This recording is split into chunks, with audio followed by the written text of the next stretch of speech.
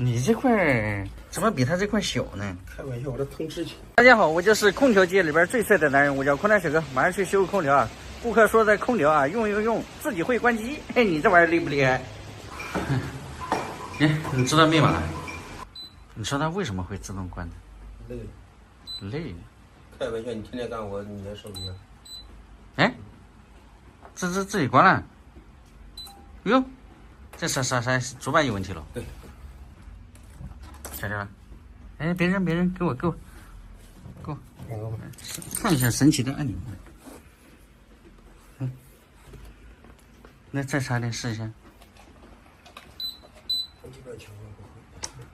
啊？你再看一下。主板切菜。啊？主板。那只能换主板了。这个空调啊，我们在夏季的时候，有的时候它这个应急开关啊，有的时候受潮啊，或者是天气梅雨季节，容易出现这种情况下，但是一般把它去掉或者修复就可以了。但你看这个把它都根治了，都就去掉了，它都还自己调，那就说明这个主板有问题，不换不行了。怎么安排？换一个。这个我没有。啊？这个零部件我没有。没有啊？你不整通用的吗？对。耶，孟总来了。哎呀，又搞块板。你这块怎么比他这块小呢？开玩笑，我这通知情。啊？通刷。你这，人家那原装的那么大，你这换的小的行吗？浓缩都是精华。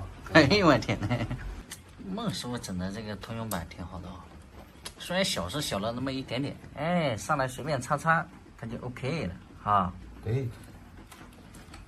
你这板子买一下多少票子？这哪能告诉你？真是商业秘密啊！这么快就换好了？你这板也太好用了，这左擦右擦就行了。对。好，插电开机试一下。遥控器开。1 2 3，哎，好了。哟，冷气都出来了。可以。那还得是老师傅啊，其实跟你也没啥关系，主要是人家这个板子造的好。那你要会判断吗？打完收工，就是这么快，就是这么解决啊。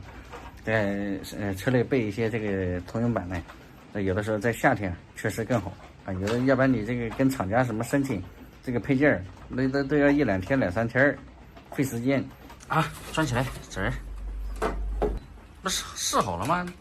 这全复位再试一下。啊，再试一下。那是。来都来了，过滤网给它冲一下。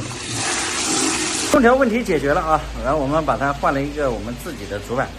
这个问题呢，其实在夏天和梅雨季节是非常的常见。为什么呢？这个天气太潮湿，尤其是楼层比较低的朋友啊，他这个屋里的湿气是非常大的。湿气越大呢，对于这种电子产品呢，就会容易出现一些问题。你这来的时候好好的，你这雨下的，下这么大，那走还走不了了。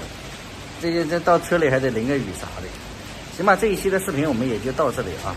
夏天是这个空调最容易出现问题的时候，希望大家呢家里也尽量别买一个空调，尽量假如说有2、3个房间，你每个房间最好是都装一个，万一坏了，你还能到隔壁睡一睡，知道吧？下一期再见，拜拜。